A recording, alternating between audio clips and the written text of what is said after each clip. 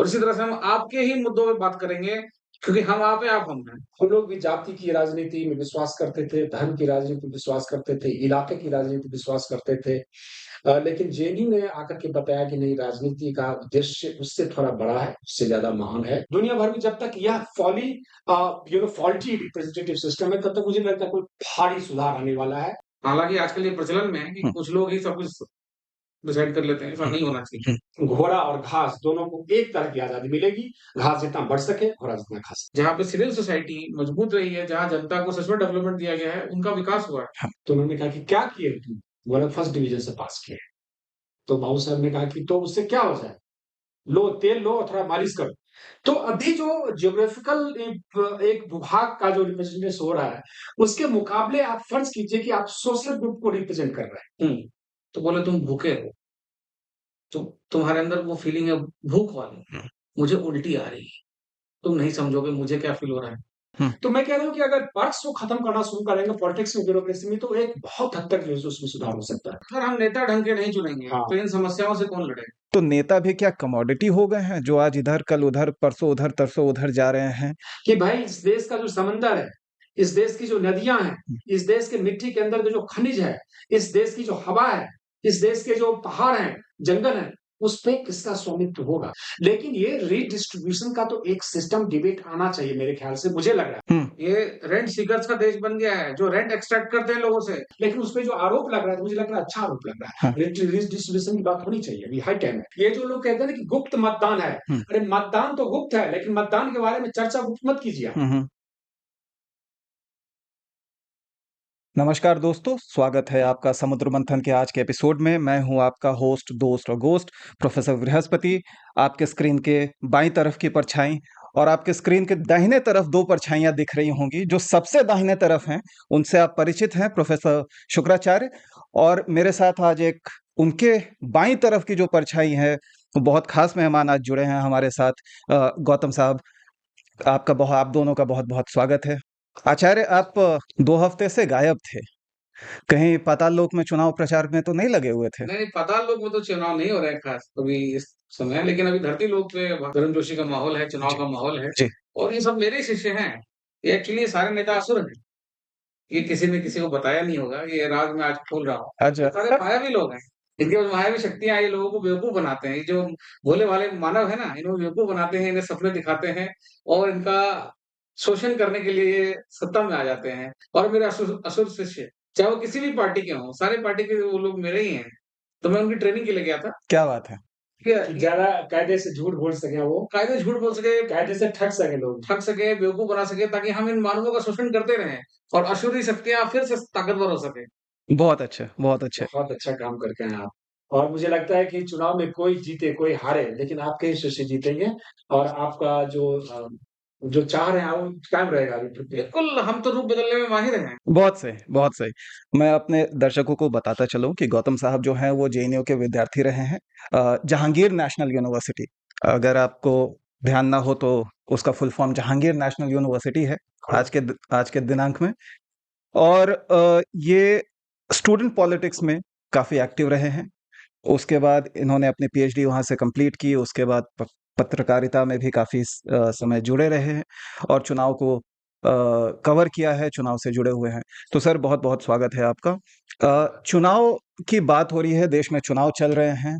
आप छात्र राजनीति में एक्टिव रहे हैं और ऐसे यूनिवर्सिटी में एक्टिव रहे हैं जहाँ की काफ़ी पुरानी एक संस्कृति रही है उस विश्वविद्यालय में चुनाव को लेकर। आपका कैसा एक्सपीरियंस था वहाँ पे? मुझे लगता है कि जो राजनीतिक समझ हम लोगों की थोड़ी-सी विकसित हुई है, सेक्युलर राजनीतिक समझ, जैसा कि इन्होंने परिचय में ही कहा कि हम लोग जहांगीर नेशनल यूनिवर्सिटी के छात्र हैं।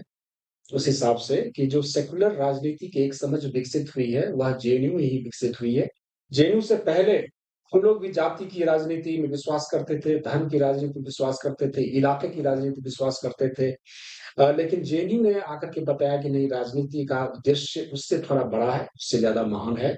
और जो भी राजनीतिक चेतना हम में आई, वह जेएनयू में पढ़ते हुए और जेएनयू में छात्रों की राजनीति करते हुए, सीखते हुए आए। और हमारी कोशिश है कि कोशिश क्या है? मतलब हम चाहते हैं, कोशिश तो हम बहुत ऐसा कोई एफर्ट कर नहीं रहे हैं, लेकिन हम चाहेंगे कि जेएनयू में जिस तरह की राजनीति होती है उस तरह की राजनीति का थोड़ा-सा भी उसका थोड़ा-सा भी कहीं भी 10-20% उस तरह की राजनीति अगर देश में शुरू हो जाए, तो मुझे लगता है कि राजनीति का पूरा स्वरूप कायाकल्प हो जाएगा।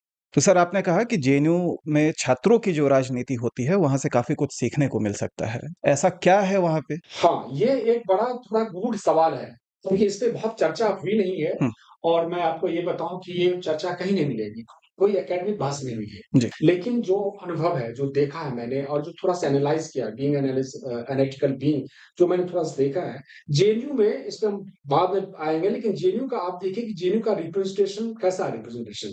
क्या वहाँ पे ज्योग्राफिकल रिप्रेजेंटेशन होता है? जेएनयू इंस्टीट्यूट चुनाव में? नहीं। वहाँ पे स्टूडेंट बॉडी है, स्टूडेंट बॉडी को का रिप्रेजेंट करने वाले स्टूडेंट ही होते हैं। हुँ, हुँ। लेकिन आप उसके इतर देश में जो चुनाव होते हैं, चाहे वो पार्लियामेंट्री चुनाव हो या असेंबली इलेक्शंस हो, उसमें देखिए कि वहाँ का चुनाव कैसा होता है, वहाँ का रिप्रेजेंटेटिव कैसा होता है।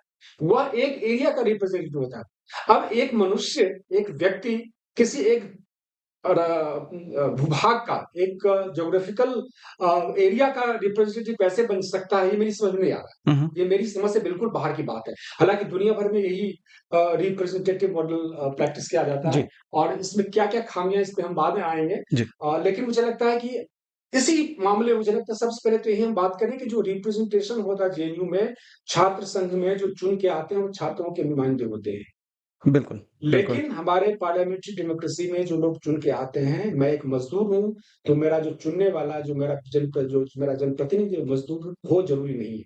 हुँ, मैं हुँ। अगर उद्योगपति हूँ, तो मेरा जो जनप्रतिनिधि है, वह ज़रूरी नहीं है।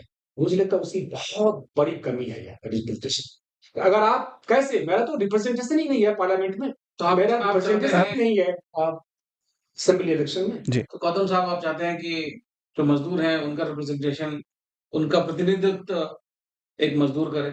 अगर कोई उद्योग जगत से है, तो एक उद्योग जगत से ही एक आदमी चुनकर जाए और उद्योगपतियों की बातें उठाए, उनकी समस्याओं को उजागर करे।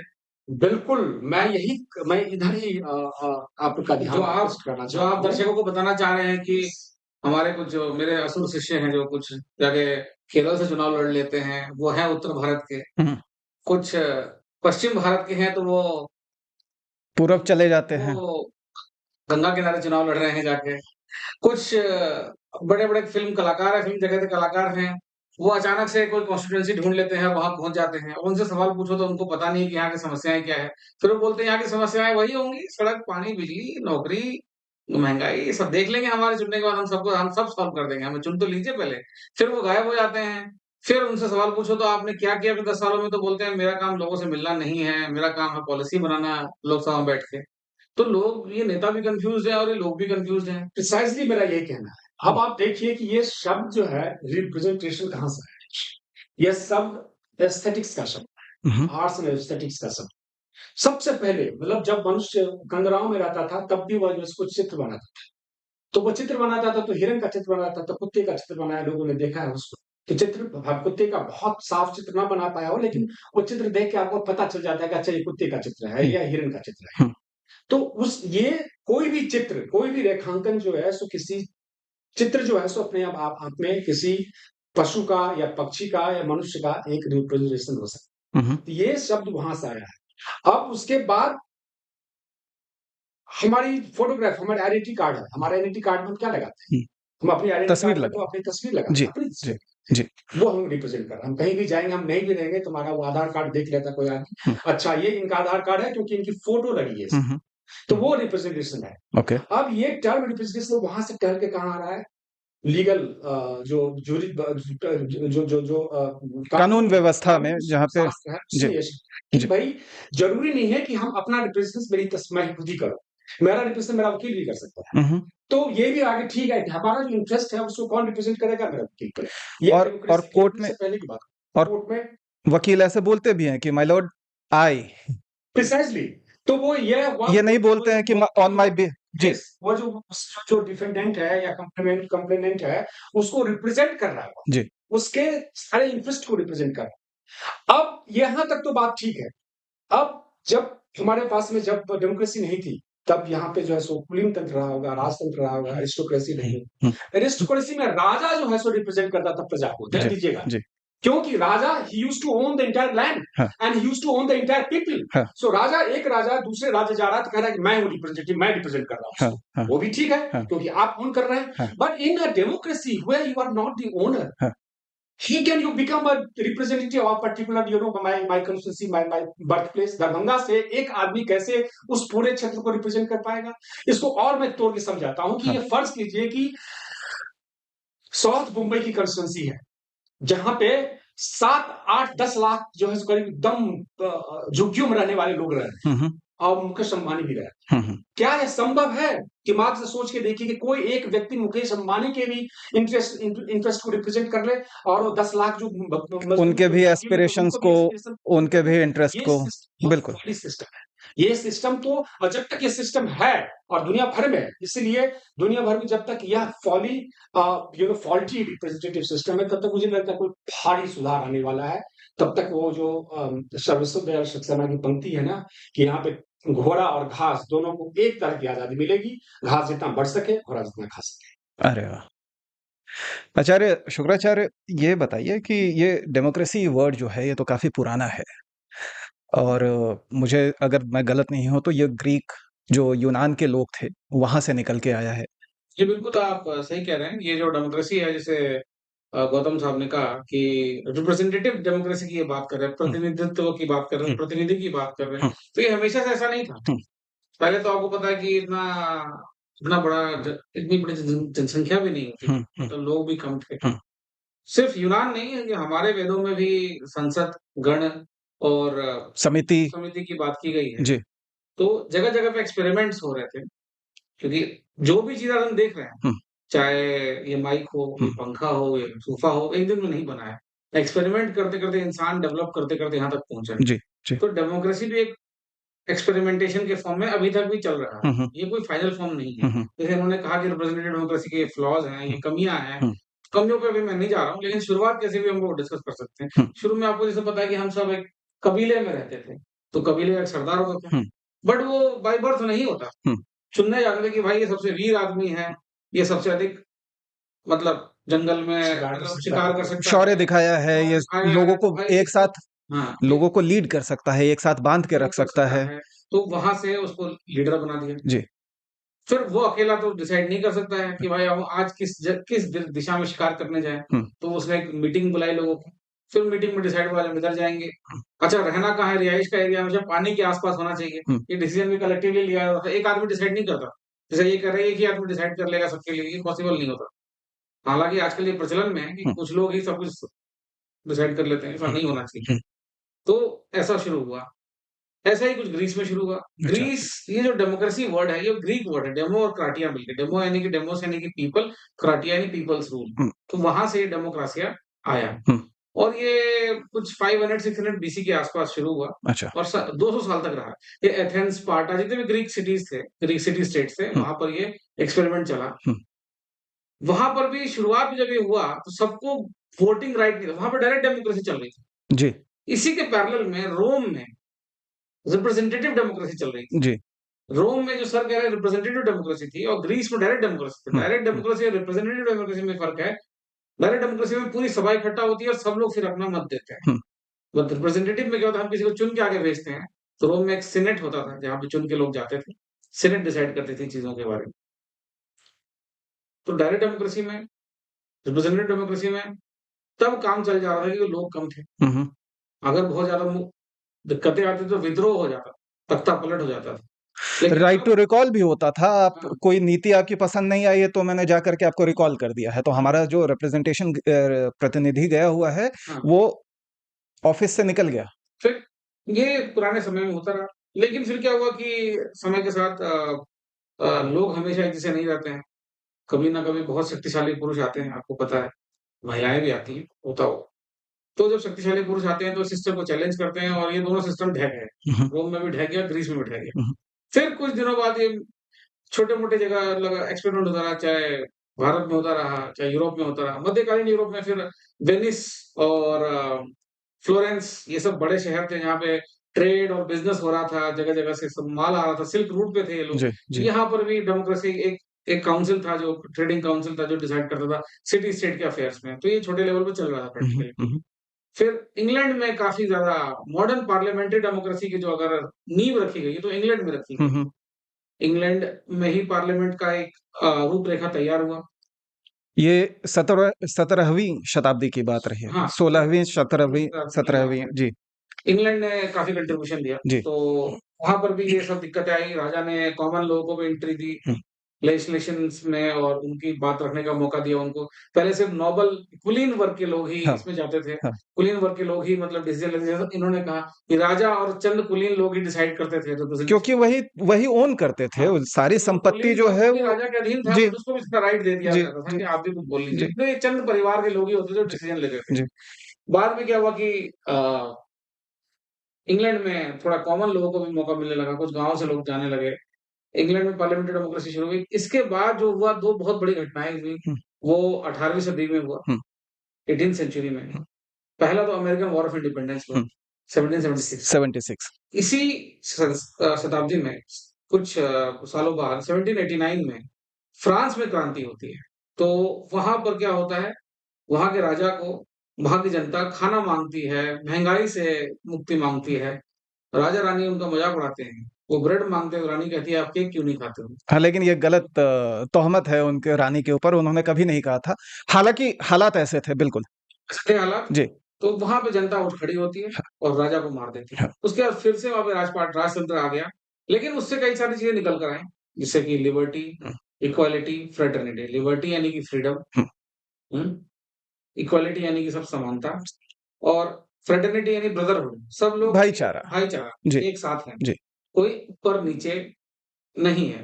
तो ये ब्यूटी ऑफ डेमोक्रेसी है कि equal representation for all. Bharat में आज़ादी के बाद उसमें हमने एक और जोड़ा, जस्टिस। बिल्कुल, तो तो ये प्रिएम्बल में हमारे सबसे पहले जस्टिस आता है, मैं उसके बाद तो इक्वालिटी। जी, ये सारी चीज़ें हमारे फ़ोरफ़ादर्स ने जो मॉडर्न इंडिपेंडेंट इंडिया के फ़ोरफ़ादर्स ने भी ये सब फ़ॉलो किया। इसमें मैं थोड़ा-सा जोड़ना ऐड करना चाहूँगा कि ये पूरा जो जिसे हम कहते हैं लिबरल डेमोक्रेसी कहते हैं जिसे हाँ, जिसको लिबर्टी। हम लोगों ने अडॉप्ट किया जी, इंडिया में। जी, हुँ, ये पूरा मार्च शुरू होता है 1917 में रूस में जब क्रांति होती है उसके जी, बाद से, जी, उसको काउंटर करने के लिए। जी। तो 1917 का जो रिवॉल्यूशन था, उसके रशियन बारे में रेवोल्यूशन। रशियन रिवॉल्यूशन उसके बारे में कहा जाता है, इतिहास इस बात से सहमत है, एक मत से, कि वह पहला रिवॉल्यूशन था जिसमें जनता को जो वादा किए गए थे, वो वादा पूरे हुए। हुँ, हुँ, जैसे लैंड पर राइट बोला कि जो किसान हैं, उनको लैंड पर हम देंगे। हुँ, उनका जो कर्ज था, लेनिन ने कहा कि हम माफ करेंगे और उनकी जो नियुक्ति होती थी आर्मी में, कंपल्सरी बोला कि वो खत्म कर दिया जाए। और ये तीनों वादे जो है सो पूरा हुआ और एक मार्च शुरू हुआ पूरी पृथ्वी पे कि उसकी तरफ लोगों का झुकाव बढ़ा। हुँ, हुँ, हुँ, तो आप ये समझिए कि फिर जो है जो कैपिटलिस्ट ताकतें हैं, उन कैपिटलिस्ट ताकतों ने उस मार्च को रोकने के लिए ये लिबरल डेमोक्रेसी का एक फसाद खड़ा किया हुँ, गया। Hmm, okay, revolution, whatever it is promising you today we will deliver you, hmm, now. Hmm, so don't go after the revolution, come and join us. Hmm, तो ये पूरा 2 भागों में जो आप देखेंगे 1917 के बाद हम लोगों ने भी किसको अडॉप्ट किया? उससे पहले आपने जैसे इन्होंने सही कहा, उससे पहले 1917 से पहले रशियन रिवॉल्यूशन से पहले अमेरिका में एक राज्य की स्थापना हो चुकी थी। फ्रांस में फ्रांस में हुई थी, लेकिन क्रांति हुई फ्रांस थी। की क्रांति के बारे में दुनिया के इतिहासकार कहते हैं कि वो एक असफल क्रांति थी, क्योंकि वह एक राजा के खिलाफ तो हुई थी, लेकिन फिर एम्परर ही नियुक्त हुआ। नेपोलियन जो है so he himself declared as Napoleon was the child of the revolution. Hmm, child hmm, of the but he himself proclaimed to be an हाँ, एम्परर, सो इट हाँ। Was a failed revolution. ऐसा कहा जाता है कि वो revolution का कोई बहुत बेमानी रिवॉल्यूशन मैं गौतम जी से थोड़ा यहाँ पे सहमत हो थोड़ा सकता हूँ। असहमत हूँ।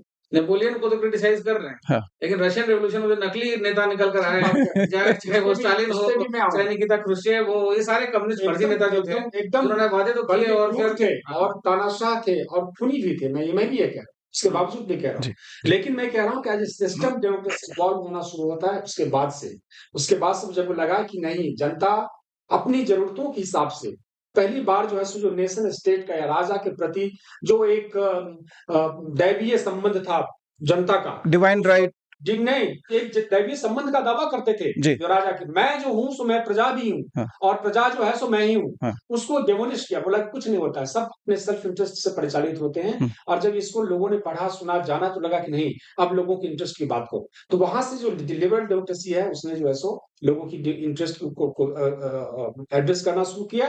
और जो स्टेट, जिस स्टेट को हम अभी जानते हैं, वो स्टेट इतना मजबूत होता चला गया। आप इसके सारे एलिमेंट्स को देखिए, जो भी वेलफेयर स्कीम जिसको हम कहते हैं, स्टेट का वेलफेयर स्कीम, वो सब कहते हैं कि नखहीन, विषहीन, दंतहीन जो रेवोल्यूशनरी आइडियाज थे ना, वो है कि ठीक है, आप क्या है, आप मजदूर हैं, 8 ही घंटा काम कीजिए, आपका 12 घंटा करवाया जाएगा, लेकिन पेपर पर लिख के दे रहे हैं। कहाँ पे 8 घंटा काम होता है आज की तारीख? कहीं नहीं होता है। सिर्फ रूस ने जो वादा किया था वही पे मजदूरों को दिया कि 8 ही घंटा काम। तो खैर, मैं ये कह रहा था मैं कि थोड़ा असहमत हूँ इन बातों से, क्योंकि आज समय बहुत तेजी से बदल रहा है और मेरे मित्रों को मैं ये बताना चाहूंगा कि 8 घंटा तो छोड़िए, अब तो वर्क फ्रॉम होम आ गया है। हाँ। अब बहुत चीजें बदल गई हैं और अगर लेकिन फ्लॉज है तो लोग एजुकेशन सिस्टम ऐसा, जो भी वर्क फ्रॉम होम करवा रहे हैं, चूंकि मैं इस चीज को जानता हूँ, आप भी जानते होंगे निश्चित, मैं कह रहा हूँ कि कोई ऐसा, कोई भी एम्प्लॉयर जो है, क्या उसके पास में कोई ऐसा मैकेनिज्म उसने कहा है कि भाई आपको जब मैं फोन करूँ तो आप कह सकते नहीं, यह मेरा वक्त जो है सो बच्चे के साथ खेलने का है, क्योंकि मैं अभी बर्तन धो रहा हूँ, मैं अभी खाना बना रहा हूँ, अभी नहीं फोन पर बात कर सकता। अगर मुझे लग रहा है कि आप 2-4 भी एग्जाम्पल ऐसा दे सकते हैं ईमानदारी से कि ऐसा हो सकता है, इतनी लिबर्टी पे लोग हैं, तो मैं मान जाऊंगा शायद ठीक है, work from home as a working workers point of view एक बेटर सिस्टम। मैं कह रहा हूँ कि ये सब जो है सो अंततः आपसे ज्यादा से ज्यादा काम करवाने का एक जरिया मैं आपसे बिल्कुल और कोई फ्रीडम बिल्कुल सहमत हूँ। हाँ। लेकिन मैं आपको ये कहना चाहूंगा, अपने दर्शकों को भी कहना चाहूंगा कि ये तो भारत की व्यवस्था की आप बात कर रहे हैं। मैं आपको बोलूंगा, देश दुनिया में बहुत सारे विकसित देश हैं जहाँ लोग बहुत खुशहाल हैं और लिबरल डेमोक्रेसीज में खुशहाल है। मैं बता रहा हूँ, मैं आपको, मेरा ये कंसर्न है कि दुनिया अभी एक चौराहे पे खड़ा है। जो भी सिस्टम की आप बात करें, मैं बात करूं, प्रोफेसर बृहस्पति बात करें, आचार्य बृहस्पति बात करें, सबने इंसानों को फेल किया। They all have failed and failed miserably. अब ऐसा वक्त आने वाला है जहां पर हम शायद तीसरे विश्व युद्ध की तरफ बढ़ रहे हैं। अब यहाँ 2 गुट बढ़ गए हैं। एक है eagle gang. Eagle gang is led by मेरे शिष्य अमेरिका। इसके अलाइज हैं पूरी दुनिया में। अलाई, मैं दर्शकों को अपने ये बताना चाहूंगा कि हमारे शास्त्रों में अलाई का वर्णन इस तरीके से है कि 2 लोग जो कि नाखून और आपकी चमड़ी, उंगली, उनका अगर ऐसा संबंध है तो वो अलाई होते हैं। बाकी आप दोस्त यारी होते हैं, पार्टनर्स होते हैं, अपना अपना इंटरेस्ट करते हैं। जी। इंटरेस्ट, भारत पार्टनर है जो अपना इंटरेस्ट सर्व कर रहे हैं। जापान और साउथ कोरिया अलाई है, जो नाखून और चमड़ी की जैसे। अब आते हैं बिच्छू गैंग। बिच्छू gang is led by China and Russia. Equal partner बता रहे हैं अपने आप को, कभी ऊपर नीचे होते रहता है, कभी रशिया भारी होता है तो चाइना भारी होता है। फिलहाल तो चाइना भारी है, रशिया जूनियर पार्टनर बनता जा रहा है। और इनके दोस्त यार है बिच्छू गैंग में नॉर्थ कोरिया, ईरान, सीरिया और छोटे मोटे खिलाड़ी, हिजबुल्लाह, हमास, हूती रिबेल। ये नॉन स्टेट एक्टर्स को भी लेके चलते हैं। नॉन स्टेट यानी कि जिनका कोई देश नहीं होता, जिनका कोई गवर्नमेंट नहीं होता, जिनका कोई कानून नहीं होता और वो किसी कानून को मानते भी नहीं। तो दुनिया अभी इन 2 गैंग्स के लड़ाई का इंतजार कर रही है। तो डेमोक्रेसी अभी 2 विश्व युद्धों को प्रिवेल कर चुका है। पहले विश्व युद्ध में भी लिबरल डेमोक्रेसीज ने प्रिवेल किया। हालांकि उन्होंने अपनी कॉलोनीज में नहीं दिया था, हम कॉलोनी थे, भारत एक कॉलोनी था किसी liberal democracy, so called liberal democracy का। सेकंड वर्ल्ड वॉर में भी लिबरल डेमोक्रेसी प्रिवेल करी, प्रिवेल यानी जीत गई। अब थर्ड वर्ल्ड वॉर में देखते हैं क्या होने वाला, लेकिन दुनिया को खतरा तो है। आप तीसरा विश्व युद्ध करवा के ही मानेंगे, नहीं? देखिए, जब तक ये मानव तो बातें बड़ी-बड़ी करते हैं, लेकिन इन सब में कहीं न कहीं असुर है और ये सब खून खराबा, वॉयलेंस, इसको बढ़ावा देने के लिए कोई कसर नहीं छोड़ते हैं। मैं चर्चा को थोड़ा-सा वापस पीछे मैं लाता तो हूँ। नहीं, बिल्कुल, बिल्कुल सही बात है। और की बात कर रहा था, हाँ, डेमोक्रेसी क्यों ज़रूरी है? बिल्कुल। डेमोक्रेसी जहाँ पर सक्सेसफुल रही है, जहाँ पे सिविल सोसाइटी मजबूत रही है, जहाँ जनता को सच में डेवलपमेंट दिया गया है, उनका विकास हुआ है। हाँ, तो वो 6 घंटा, आज यूरोप के कई देश हैं, जहाँ 4 डे वर्क वीक हो चुका है। हो चुका है। जहाँ जी। ये 12 घंटे की बात कर रहे हैं, लिबरल डेमोक्रेसी में 4 डे वर्क वीक हो चुका है। 4 डे वर्क वीक में भी 7 घंटे यानी 28 घंटे 1 हफ्ते में काम कर रहे हैं वो। भारत में तो सब लाला कंपनी की दुकान है, सब 70 घंटे, चाहे सरकारी हो, चाहे प्राइवेट हो, सब 70 घंटे काम करेंगे। हाँ। ये मानसिकता है यहाँ गुलामी की, कि यहाँ के लोगों को इंसान नहीं समझा जाता, गुलाम समझा जाता है। हुँ, तो इससे डेमोक्रेसी का लेना नहीं है, हुँ। ये मानसिकता का प्रॉब्लम है। नहीं, ये थोड़ा इसमें मुझे लगता है कि थोड़ा-सा ऐसा नहीं है। एक देखिए, व्यवस्था तो बनने से बनती है। जैसे कि यहाँ भी एक बहुत मशहूर किस्सा है, जिसे जानकर आपको बहुत क्रोध आएगा, सुनकर आपको भी क्रोध आएगा। लेकिन सिस्टम बदलता है। कर्पूरी ठाकुर, महान कर्पूरी ठाकुर के बारे में, जी, कर्पूरी जी। ठाकुर जब मैट्रिक हाल में ही उन्हें पास करके आए, भारत रत्न मिला अभी हाल में, जी, और जब वो मैट्रिक पुलिस में पास करके अपने गाँव आए, तो उनके पिता ने जो नाई का काम करते थे, उनका पैतृक पेशा था, तो उनके पिता, कर्पूरी ठाकुर के पिता बड़े गौरव से, फ़ख्र के साथ अपने बेटा को ले गए, अपने जो गाँव के सबसे अमीर आदमी थे, उनके यहाँ कि बाबू साहब, मेरा बेटा जो है सो मैट्रिक का परीक्षा पास कर गया है। तो बाबू साहब लेटे हुए थे। हुँ, फिर धूप, जाड़े का महीना रहा होगा, धूप में लेटे हुए थे, तो उन्होंने कहा कि, "क्या किए तुम?" बोला, "फर्स्ट डिवीज़न से पास किए।" तो बाबू साहब ने कहा कि, "तो उससे क्या हो जाए? लो, तेल लो और थोड़ा मालिश करो।" तो मैं कह रहा हूँ कि ये सिस्टम तो अभी था, अभी हुँ, हाल तक था सिस्टम, हुँ, और बहुत सारे दर्शक इस बात को अगर दूर गाँव के इलाके के लोग अगर सुन रहे हैं, वो होगा कि अरे! मेरे गाँव में तभी भी ये चला। लेकिन पॉलिटिकल सिस्टम ने उसको चेंज किया, हुँ, और चेंज होता है। हुँ, ये 70 जो घंटे की जो काम अवधि है, वह तो चेंज हो जाएगा 1 मिनट के अंदर। हुँ, ऐसा नहीं है कि हम काम करना चाह रहे हैं 70 घंटे इसलिए कर रहे हैं। हुँ, हमारे पास वो पॉलिटिकल विल नहीं है, जी, विल की भी बात नहीं है। हुँ, क्योंकि वो they are together in collaboration with each other. Hmm, तो ये जो काम हो रहा है, मोदी जी हो या कोई कल की तारीख में दूसरे आदमी आ जाए, वो तो उनकी मर्ज़ी से हो रहा है। हुँ, वो कह रहे हैं कि भाई आइए, हमारे यहाँ चीप लेबर है। हुँ, चीप लेबर का क्या मतलब है? तो उनके यहाँ 2 पॉलिसी होती है। जैसे फ़र्ज़ कीजिए कोई विदेशी अमेरिकन कंपनी है, तो अगर अमेरिकन नेशनल अगर आप हुँ, सिटीज़न है, हुँ, उसके लिए डिफरेंट सेट ऑफ रूल्स है इस कंपनी में, और अगर आप इंडियन सिटीज़न है, तो आपके लिए डिफरेंट सेट ऑफ रूल्स।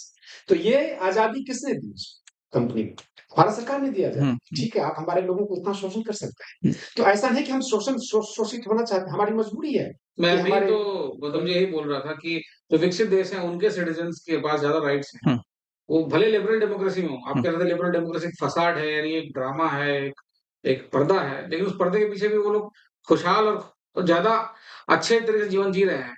और हमारे यहाँ तो तरह-तरह के वादे किए गए, सेक्युलरिज़्म, डेमोक्रेसी 75 साल से वादे किए जा रहे हैं। जी, जी, उनसे क्या मिल रहा है? तो पिछले एपिसोड्स में गेस्ट आए थे, उन्होंने कहा कि किसी ने कहा कि प्रेसिडेंशियल फॉर्म ऑफ गवर्नमेंट की तरफ जा रहा है सिस्टम। कोई कह रहा है कि भाई हमारी कम्युनिटी को तो 70 सालों से रिप्रेजेंटेशन ही नहीं मिला है। हाँ, वो हाँ, प्रोपोर्शनल रिप्रेजेंटेशन की बात कर रहे हैं। हाँ, फिर ट्यूरिंग कह रहे थे कि मैथमेटिकल मॉडल लगाकर वो लोगों कुछ को नेता अपॉइंट खुशहाली कैसे जाए लाया जाए हाँ, उसकी उतनी हिस्सेदारी, तो ये कैसे डिसाइड करेंगे आप? इसके लिए आप मैथमेटिकल मॉडल या स्केल अप करेंगे? देखिए, उसके लिए क्या है? मेरे दिमाग में एक बात है जो मैं साझा करना चाह रहा हूँ। जी, फिर मैं बार-बार इसको फिर भी ये फुटनोट डाल रहा हूँ कि मेरी बातों को मैंने कोई ग्रंथ नहीं लिखा है, कोई मैंने शोध नहीं किया है, फिर भी ऑब्जर्वेशन पे आधारित है। बहुत सारी कमियाँ निकाल सकते हैं आप, लेकिन समझिएगा, कोशिश कीजिएगा समझने की, क्योंकि मैं भी इसको आर्टिकुलेट करने की कोशिश ही कर रहा हूँ।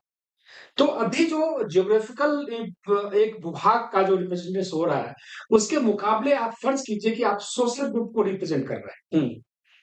तो कैसा रहेगा? फ़र्ज़ कीजिए कि जैसे अभी आते-आते जो है सो शुक्राचार्य ने हमसे पूछा कि भाई ये यहाँ पे जो संकट है, हुँ, किराएदारों का संकट, हुँ, इस किराएदारों के संकट का क्या इसकी कोई आवाज़ कहीं पहुँच पाएगी?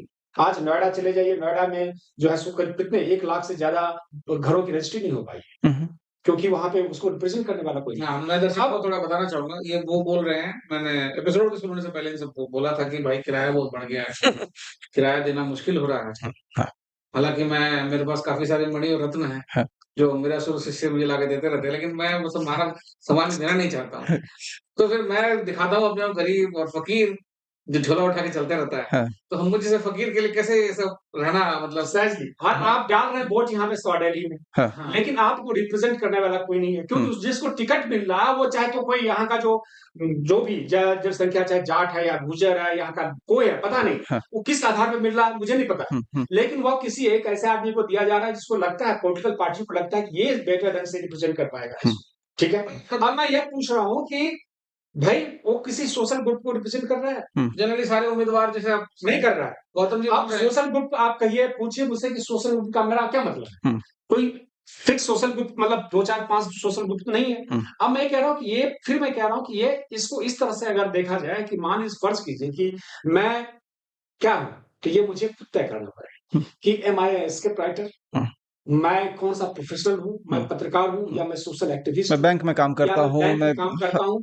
मैं एक सोशल ग्रुप को मुझे खुद मेंबर बनना पड़ेगा कि हुँ, मैं इस सोशल ग्रुप का मेंबर हूँ। मैं आपको यहाँ रोकना चाहूँगा मुझे सॉरी मैं आपको रोक रहा प्लीज़, हूँ। प्लीज़। मुझे एक अच्छी कहानी याद आई इनकी इनकी इस बात से। अच्छा, गौतम बुद्ध जब बहुत जीवन में परेशान हो गए और बोले कि अब मुझे वैराग्य की तरफ बढ़ना है, तो वो अपने सारथी को एक दिन रात को उठाए और बोले चलो मुझे लेके चलो। हुँ, महल छोड़ के निकल पड़े। हुँ, फिर नदी किनारे पहुँचे और बोले अब यहाँ से तुम लौट जाओ, मैं यहाँ से चला जाऊँ। हुँ। उस तो उनका जो सारथी था वो परेशान हो गया बोले गौतम बुद्ध राजकुमार थे? राजकुमार थे, बोले जी। राजकुमार साहब कहाँ जा रहे हैं? लोग मरते हैं राजपाट पाने के लिए और आप क्या करने जा रहे हैं? आप घर छोड़ के जा रहे हैं, आपका सुंदर सा बालक है, हुँ, सुंदर सी धर्मपत्नी है, जो रानी बनेगी हुँ, मतलब कल आप पूरे इस प्रदेश के महाराज बनेंगे, हुँ, आप छोड़ के कहाँ जा रहे हैं? हुँ, तो बोले तुम भूखे हो, तुम्हारे अंदर वो फीलिंग है भूख वाली, हुँ, मुझे उल्टी आ रही है, तुम नहीं समझोगे मुझे क्या फील हो रहा है। हुँ, तो वो ये बिल्कुल वही बात कर रहे हैं, जो उम्मीदवार हैं वो तो सब अरबपति, खरबपति हुँ, हुँ, मोस्टली। हुँ, हुँ, उन्हें क्या पता कि मध्य वर्ग लोअर मध्य वर्ग, लोअर क्लास को क्या फ़ील हो रहा है, अनएम्प्लॉयमेंट क्या होता है, म घर के किराए का बढ़ना क्या होता है, राशन का प्रिसाइज़ली, दाम का बढ़ना क्या होता है। प्रिसाइज़ली। वो ट्रैफिक उनको किसी कोई ऑफ़िस नहीं जाना, वो अपने घर में घूमते हैं, घूमने-फिरने के लिए निकलते हैं, उन्हें कभी-कभार ट्रैफिक देखना होता है, उन्हें हुँ, ट्रैफिक की भी दिक्कत नहीं है। हुँ, वो अपने घर में बड़े-बड़े एयर प्यूरीफायर लगा लिए हैं उन्होंने, इंडस्ट्रियल साइज़ के। उन्हें पॉल्यूशन से भी कोई दिक्कत नहीं है, अट्टालिकाएँ, महल खड़े कर दिए उन्होंने, हुँ, प्रिसाइज़ली। उनको कोई दिक्कत नहीं स्पेस की भी, हुँ, हुँ, उन्हें किसी से कोई कमी नहीं है। हुँ, उन्होंने विदेशों में ज़मीन खरीद रखा है नेताओं ने। हुँ, तो प्रिसाइज़ली। हुँ, वो उन्हें तो भूख लगी नहीं, उन्हें तो उल्टी आ रही है। तो हुँ। भूख का दर्द कहाँ से समझेंगे वो, कि जिन्हें भूख लगी है। तो वो तो कहाँ से हमारी प्रॉब्लम सॉल्व करेंगे? हम किनसे उम्मीद लगा के बैठे हैं? तो इसमें इसमें जो ऑपोज़िशन का रोल है कि चलिए ठीक है, आपके चुने हुए नेता मान लीजिए सरकार में पोज़ीशन भी चले तो गए वही हैं। लोग हैं, पोज़ीशन भी तो वो खाली वो कुर्सी बदलते हैं। कभी आप बृहस्पति जी इधर आ जाइए, मैं उधर चला जाता हाँ, यही चल रहा है और कुछ नहीं। कंकरेंट जो स्थिति है जी, कि जिसमें 5 साल पे एक बार चुनाव होगा। जी, चुनाव कुछ खास लोगों को टिकट दिया जाएगा, जी, कुछ खास लोग कुछ खास जगह से चुन के आएँगे, हाँ, भले ही कहीं रहें। हाँ, अब जैसे कि इन्होंने अभी एक बहुत अच्छा उदाहरण दिया कि एक नेत्री हैं हाँ, जो मथुरा से चुनाव लड़ी हाँ, हैं, उन्होंने कहा कि नहीं-नहीं मेरा काम ये नहीं तुम्हारी समस्याओं का तुमसे समाधान हाँ, मिलूँगा। हाँ, मेरा काम है कानून बनाना। हाँ, कैसे आप कानून हाँ, बनाएँगे? कानून बनाना बिल्कुल उनका काम कानून बनाना ही होना हुँ, चाहिए हुँ, और मैं उस बात से एकदम सहमत हूँ हुँ, हेमा मालिनी जी से, मैं नाम ही ले लेता हूँ, हेमा हुँ, मालिनी से बिल्कुल सहमत हूँ कि एक चुने हुए प्रतिनिधि का काम सड़क बनाना नहीं होना चाहिए। हुँ, उसके लिए एक अलग डेवलपमेंटल काउंसिल आप रखिए हर एक क्षेत्र में, हाँ, जो इन चीज़ों से एकदम अलग होगी, बिजली कहाँ से है, पानी कहाँ से है, सबके लिए बिजली, पानी, बेसिक चीज़ें आप डाल दीजिए, सरकार के स्टेट की ज़िम्मेदारी है। कानून जो बनेगा, वह कानून मेरे लिए मैं अगर यहाँ किराएदार हूँ दिल्ली में या बॉम्बे में किराएदार हूँ, तो मेरा रिप्रेजेंटेटिव ऐसा होना चाहिए, किराएदारों का रिप्रेजेंटेटिव होना चाहिए जो कानून बनाए तो किराएदारों को ध्यान में रख के कानून बनाए। वो जब लैंड आवंटन की बात करे तो बोले बिल्डर्स को बोले कि तुमको फ्लैट की कीमत इतनी ही रखनी पड़ेगी, ये हुँ, ज़मीन जो है सो स्टेट की ज़मीन है, ये हुँ, गाँव वालों की ज़मीन है। हुँ, ये समझिए आप जो है सो 20 करोड़ का नोएडा में 20-20 करोड़ के फ्लैट, 15 करोड़ के फ्लैट मिल रहे हैं और आपके पास 50 लाख रुपए है तो आपके पास आप फ्लैट नहीं ले पर सकते। कैपिटा इनकम क्या है इस देश की? इस देश की क्या है? तो अब जब तक आप सोशल ग्रुप से कंस्टिट्यूएंसी का निर्माण नहीं करेंगे, मैं हुँ। ये कह रहा हूँ कि कंस्टिट्यूएंसी का निर्माण होना चाहिए सोशल ग्रुप के आधार पे। इस देश में 50, 500, 543, 45 सीटें तो आपके पास तो है। आप अपने बना दीजिए आप सोशल बिल्कुल ठीक है। और मुझे दे दीजिए कि भाई मैं किस सोशल ग्रुप को सब्सक्राइब करता हूँ, ये मेरे ऊपर होना चाहिए हुँ, कि ठीक है, मैं जो है सो एक राइटर के माने सोशल ग्रुप को रिप्रेजेंट कर रहा हूँ। अब कोई राइटर बनेगा, हुँ, अब राइटर की संख्या मान लीजिए कि 10 लाख राइटर आए उसपे, एक रिप्रेजेंटेटिव बना दीजिए, हुँ, 2 बना दीजिए। हुँ, कोई आदमी जाति के नाम पे कह रहा है कि नहीं-नहीं मेरे लिए कोई गारंटी नहीं। हुँ, ये सवाल आएगा हुँ, कल की तारीख में कोई कहेगा कि नहीं, मैं तो भाई ओबीसी हूँ हुँ, और ओबीसी के लिए तो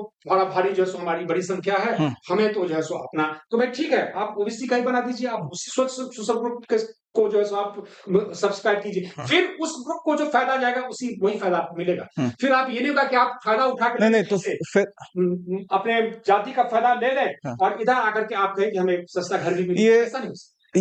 ये तो एक पहले ये सिस्टम है नहीं है नहीं। और इसको बनाने में अलग-अलग तरह की चिंताएँ हैं, अलग-अलग तरह की परेशानियाँ आएँगी। मैं ये कह रहा था कि जो हमारे पास सिस्टम बना हुआ है, प्रेज़ेंट तत्काल में जो हमारे पास एक सिस्टम बना हुआ है, उसके अंतर्गत ही हम ऐसा क्या करें कि बेहतर ढंग से हमारा रिप्रेजेंटेशन हो, हमारा प्रतिनिधित्व हो पहला और दूसरी तरफ ये बात हो रही थी कि आजकल नेता पार्टी बदल लेते हैं। चुना मैंने आपको इस टिकट पे इस सिंबल पे मैंने वोट दे करके आया, कल हो करके आप पार्टी बदल ले रहे हैं। तो नेता भी क्या कमोडिटी हो गए हैं, जो आज इधर, कल उधर, परसों उधर, तरसों उधर जा रहे हैं। अभी चुनाव चल रहे हैं, कई जगह टेम्पू उलट रहे हैं, वहां से नोटों का, कैश का इतना बड़ा बड़ा जखीरा निकल रहा है। तो हम अभी जो सिस्टम है, हमारे पास अभी जो राइट्स हैं, उनके उनके मद्देनजर, उनको ध्यान में रखते हुए हम ऐसा क्या करें कि एक देश भारत, हमारा जो समाज है वो थोड़ा साथ आए और आगे बढ़े, सही मायनों में सबका साथ हो, सही मायनों में सबका विकास हो। मैं बस यही बोलना चाहूँगा कि सबसे बेसिक चीज़ है, उसमें अकाउंटेबिलिटी फिक्स करने की ज़रूरत है, यानी कि ज़िम्मेदारी तय करने की ज़रूरत है। हुँ, हुँ, कोई भी व्यक्ति जहाँ आप ज़िम्मेदारी तय कर देंगे, हुँ, तो पार्टी बदलने से पहले 10 बार सोचेगा। हुँ, अगर वो अपने आप को ज़िम्मेदार समझेगा तो। मुझे लगता है कि ये लोग बहुत ही गैर ज़िम्मेदाराना तरीके से जी रहे हैं। हुँ, अपनी ज़िंदगी नहीं, हमारी ज़िंदगी को डिसीज़न लेने की। हुँ, हुँ, अपनी ज़िंदगी तो बहुत एन्जॉय कर रहे हैं, हुँ, जो नेता हैं। तो जो भी रिप्रेज़ेंटेशन दे रहा है हमको, उसका कोई ज़िम्मेदारी नहीं बनता है, ऐसा लग रहा है। हुँ, हुँ, उसको जब मन में आता है जिस पार्टी से खड़ा हो जाता है, जिसकी मर्ज़ी चापलूसी करके वो टिकट पा लेता है, जिसको मर्ज़ी पैसे फेंक के अपना काम करवा लेता है। तो ये जो भ्रष्टाचार फैला हुआ है और ज़िम्मेदारी नहीं तय हो पा रही है। एक पार्टी आती है, वो कहती है बाकी लोग भ्रष्टाचार हैं, एक अपने आप कट्टर ईमानदार बताते हैं। वो खुद भी कई सारे भ्रष्टाचार करते हैं कट्टर ईमानदार बन के। वो अपने आप को आम आदमी बताते हैं। वो लोग कहीं से भी आम आदमी ने शीश महल खड़ा कर लेते हैं। हुँ, तो यहाँ सब लोग बेवकूफ़ बना रहे हैं आम आदमी। इसमें मैं एक चीज़ जोड़ना चाहूँगा, वो ये जो कहना चाहूँगा कि पता नहीं इसका कितना फ़ायदा होगा, लेकिन ज़रूर फ़ायदा होगा कि जो पूरा पॉलिटिकल अफ़ेयर है, इसमें हुँ, जो हुँ, हमारे प्रतिनिधि चुन के जाते हैं, जी, उसको हमें लेस लिक्विडिटी बनाना। अभी क्या है प्रेज़ेंट सिचुएशन हुँ, कि एक बार अगर एमएलए बन गए आप, जी, जी, एक बार अगर मंत्री बन गए, जी, तो आपको बनने का इतना ज़्यादा ल्यूक्रेटिव उसमें है, इतना ज़्यादा मत मस माल है वहाँ पे कि हर आदमी बनना चाह रहा है। हुँ, हुँ, अब देखिए कि बिहार चले जाइए, आप एक बिल्कुल सही कह रहे हैं। मैं आपको मैं आपके एक साथ एक बिहार चीज़ जोड़ दूँगा एक बात। अभी आप बिहार चले जाइए। जी, अब किसी के पास में जो सो ईंट का ठेका चल हुँ, ईंट का भट्ठा, हुँ, आप जानते होंगे जो ब्रिक है, जी, ब्रिक इंडस्ट्री है। हुँ, अब वो दिन ज़िंदगी भर उसने जो है सो ब्रिक इंडस्ट्री में काम किया, बहुत पैसा है उसमें। हुँ, हुँ, अब उसने जो है 10, 20, 25, 50 करोड़ कमाए हुँ, या गलत ढंग से बालू उत्खनन करता है हाँ, उसमें। हाँ, या हमारे हुँ, दरभंगा के जो रिप्रेजेंटेटिव हैं शहर के, हुँ, वो दरभंगा में तालाब भर रहे हैं, हुँ, चोरी कर रहे हैं, तालाब वहाँ पे भर ले रहे हैं, तालाब को बेच दे रहे हैं। लेकिन ये करने के बाद कर क्या रहे हैं? वो फिर बनना चाह रहे हैं क्या? वो पॉलिटिशियन बनना चाह रहे हैं। उनके पास में घर बड़ा मिल जा रहा है, उनको गाड़ी मिल जा रही है, सुरक्षा गार्ड मिल जा रहा है। हुँ, मैं ये कह रहा हूँ कि अगर कानून बनाना इतना बड़ा काम नहीं है, अगर आपका इंटरेस्ट नहीं है कानून बनाने में, तो आप अगर मान लीजिए कि मंत्री ही बन गए, हुँ, तो 3 बीएचके से ज़्यादा बड़ा घर आपको क्यों चाहिए भाई? अभी तो आप रहे हैं, आपकी जहाँ कहीं भी घर है, हुँ, तो 3 बीएचके लोगों का अमूमन भई हुँ, एक अपने लिए, एक बच्चे के लिए, एक मेहमान के लिए घर रखते हैं। हुँ, आप बड़े नेता हैं तो आपको 4 बीएचके मिल जाए। हुँ, लेकिन 5 एकड़ के बंगला में रहने का क्या मतलब? हुँ। तो अगर हम उस सारे उनको जो पर्क्स जो मिल रहे हैं, उसको आप प्रोटेक्ट कर दें, बना दें कि भाई ये जो है एक यूडीसी क्लर्क से ज़्यादा बड़ा काम नहीं है कानून का। हाँ, एक अपर डिविजनल क्लर्क को जितना पर्क्स मिलता है, उतना पर्क्स कहे फिक्स कर दें कि भाई इससे ज़्यादा नहीं मिल सकता। मैं तो मुझे लगता है कि एक बार आदमी जो है सो जाने से पहले सोचेगा, अरे क्यों जाए भाई? फिर वही लोग जाएगा हमारे आपकी तरह जिसको सही में सामाजिक चिंता है कि अच्छा अच्छा कानून कैसे बने। हुँ, हुँ, तो मुझे लगता है कि जो पूरा पर्क्स का सिस्टम है ना, उसको हेवीली जो है सो कट माने उस पर संशोधन होना चाहिए उसका। और ब्यूरोक्रेसी का भी वही है। हुँ, सिमिलरली हुँ, ब्यूरोक्रेसी का हुँ, मतलब है कि आप ठीक है, कितना भी स्ट्रेस में हैं, कितना भी आपको एक इस देश के ब्यूरोक्रेट है ना, हुँ, माने भई अंग्रेज जब आप देखिए जो मॉडर्न ब्यूरोक्रेसी है अंग्रेजों ने लाया। हुँ, उससे पहले की जो मुगल ब्यूरोक्रेसी थी, इससे भी ज़्यादा जो कम्बरसम ब्यूरोक्रेसी थी। पता चला कि नवाब है हुँ, हुँ, रामपुर के नवाब हैं। नवाब को दे दिया आपने 50 ठो गाँव। हुँ, अब नवाब घूम रहे हैं गाँव में, जो लूट रहे हैं, छुरा घोंप रहे हैं, लड़की को उठा रहे हैं। ये इतना नवाब की ज़रूरत नहीं है, एक आईसीएस ऑफिसर आएगा, हाँ, सब काम करके देगा। हाँ, कलेक्टर बना दिया, उसने कर दिया। अभी वो उसका गुज़रे हुए 75 साल हो गए साहब, हाँ, तो उस तरीके से रिफॉर्म कीजिए। Make him a UDC. Hmm, every collector of the district, वो जो है सो हर एक डिस्ट्रिक्ट का जो क्लर्क है, कलेक्टर है, उसको 4 बेडरूम का फ्लैट दे दीजिए। हुँ, उससे ज़्यादा नहीं चाहिए, उसका सारा बंगला सीज़ कर दीजिए। हुँ, देखिए कितने बच्चे जा रहे हैं वहाँ पे।